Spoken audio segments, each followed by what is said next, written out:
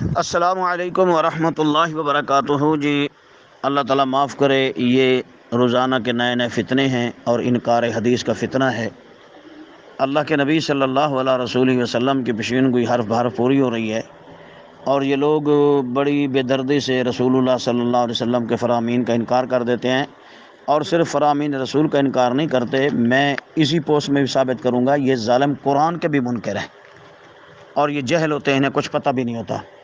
اب دیکھیں جو مسئلہ انہوں نے اٹھایا ہے کہ ابراہیم علیہ السلام کے لیے تھا، ہمارے لیے کچھ بھی نہیں ہے، یہ ظالم نے جھوٹ بولا ہے۔ پہلی چیز تو یہ ہے کہ جو یہ کہتا ہے کہ قربانی اپنا جو ہے صرف انہی کی ہونی چاہیے جو حج پہ جاتے ہیں، تو پہلے اس بے وقوف کو یہ بھی پتہ نہیں ہوگا کہ حج پہ نماز عید بھی پڑھتے ہیں یا نہیں پڑھتے، حج پہ نماز عید پڑھتے ہیں یا نہیں پڑھتے، یہ پوچھ لیں۔ حج میں تو نماز عید ہی نہیں ہے، حاجی لوگ نماز عید نہیں پڑھتے، وہ تو ویسی قربانی کریں گے۔ اور قرآن کریم میں سورۃ کوثر میں ہے انا اعطیناک الکوثر فصلی لربک وانحر، رب کی نماز پڑھو اور قربانی کر۔ اب پہلے نماز بعد میں قربانی، جو قربانی نماز کے بعد کرنی ہے وہ تو حج سے ہٹ کر ہے عام، اور اس لیے رسول اللہ صلی اللہ علیہ وسلم کا بھی فرمان ہے کہ آپ نے فرمایا جس نے عید نماز سے پہلے قربانی کر لی اس کی قربانی نہیں ہوگی، وہ قربانی دوبارہ کرے، اور عید نماز کے بعد جس نے قربانی کی اس کی قربانی قبول ہے، کرے، وہ نبی کے طریقے اور سنت کو پہنچا ہے۔ تو پہلی چیز تو یہ ہے کہ قرآن کریم حکم دیتا ہے فصلی لربک وانحر، اپنے رب کے لیے نماز پڑھ اور قربانی کر،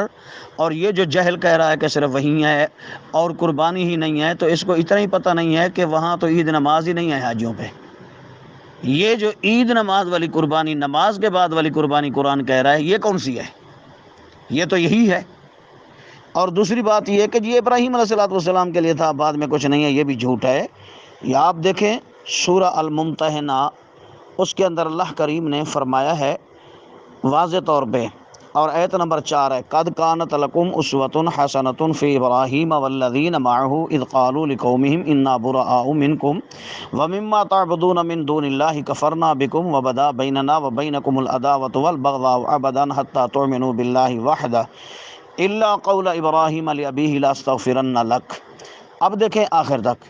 یہاں قرآن کریم نے اختصار کے ساتھ میں آپ کو بتا رہا ہوں کہ ابراہیم علیہ السلام کی سیرت میں ہمارے لیے اللہ نے کہا بہترین نمونہ ہے، اسوہ ہے۔ ہاں، ابراہیم علیہ السلام کی صرف ایک بات تمہارے لیے نمونہ نہیں ہے، جو اس نے کہا تھا کہ میں باپ کے لیے بخشش کی دعا مانگوں گا، اس کے لیے پوری سیرت ابراہیم اس کے علاوہ ہمارے لیے نمونہ ہے۔ تو اس جاہل کو یہ بھی پتہ نہیں، جب قرآن کہہ رہا ہے کہ سیرت ابراہیم ہمارے لیے نمونہ ہے، ابراہیم علیہ السلام کی سنتیں ہمارے لیے نمونہ ہیں، تو نمونہ کسے کہتے ہیں کہ ان کی مخالفت کی جائے، وہی ادا کی جائے۔ اب دیکھیں نا جی، یہ حدیث کا انکار کرتے کرتے قرآن کا بھی انکار کر دیا، یہ ایسا جہل ہے۔ اور اس کے بعد دیکھیں یہی قربانی کے مسئلے میں سورہ الصافات کے اندر قرآن کریم نے خود صراحت کر دی ہے۔ اللہ کریم فرماتے ہیں جو واقعہ بیان کیا سیدنا اسماعیل علیہ السلام کی قربانی کا، اس کے بعد آگے اللہ کریم نے یہ فرمایا وَفَدَيْنَاهُ بِذِبْحٍ عَظِيمٍ، ہم نے اسماعیل علیہ السلام کے بدلے انہیں بہت بڑی قربانی دے دی، انہوں نے وہ قربانی ذبح کی۔ اب دیکھ لیا آپ نے، یعنی اسماعیل کے بدلے جو قربانی دی گئی، اللہ کریم فرماتے ہیں اس قربانی کے ساتھ پھر ہم نے کیا کیا، اگلی آیت وَتَرَكْنَا عَلَيْهِ فِي الْآخِرِينَ، اور ہم نے وہ سنت بعد والوں میں چھوڑ دی، ہم نے وہ سنت بعد والوں میں چھوڑ دی۔ اب ہے اس کی جہالت کہ نہیں، یہ صرف حدیث کا انکار بھی نہیں کر رہا، قرآن کا بھی ظالم انکار کر رہا ہے، یہ تو قرآن کا بھی منکر ہے۔ واقع سچ ہے کہ منکر حدیث منکر قرآن ہی ہوتا ہے اصل میں۔ اب دیکھو قرآن کریم میں واضح ہے کہ جو ہم نے ابراہیم علیہ السلام کو اسماعیل علیہ السلام کے بدلے عظیم قربانی دی، اسی قربانی کو ہم نے بعد والے لوگوں میں جاری کر دیا، چھوڑ دیا، بعد والے لوگوں میں بطور سنت چھوڑ دیا۔ تو ہم ابراہیم سے پہلے والے ہیں، بعد والے ہیں، ہمارے لیے بھی سنت ہے، قرآن کہتا ہے، یہ قرآن کے نص قطعی ہے، اللہ کی لرائب کتاب میں موجود ہے۔ تو پھر ان جیسے جہلوں کا کیا بنے گا؟ اس لیے ان جہلوں سے دور رہیں، یہ ظالم منکر حدیث ہیں، منکر قرآن ہیں، اور یہ صحابہ کے فیصلوں کے بھی منکر ہوتے ہیں، اور یہ بالکل قرآن و حدیث کا انکار کر کے جو سب سے پہلے ایک بنا تھا نا جس کا معروف نام ابلیس ہے، یہ اس کے بھائی بن جاتے ہیں۔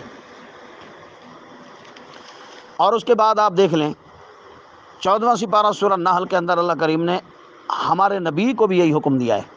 اللہ کریم فرماتے ہیں میرے پاک پیغمبر ثم اوحینا الیک، پھر ہم نے آپ کی طرف وحی بھیجی، ان اتبع ملت ابراہیم حنیفہ، کہ آپ بھی ملت ابراہیمی کی پیروی کریں۔ اللہ کریم فرماتے ہیں میں نے ابراہیم کی ملت کی پیروی کے لیے باقاعدہ اپنے نبی کو وحی بھیجی۔ اب اللہ تو کہتا ہے کہ میں نے نبی کی طرف وحی بھیجی ابراہیم کی ملت کی پیروی کی، یہ جہل کر رہا جی ابراہیم کا واقعہ ہے نہیں، یہ کچھ نہیں، یہ کچھ نہیں، یہ ہے بڑی جہالت کہ نہیں؟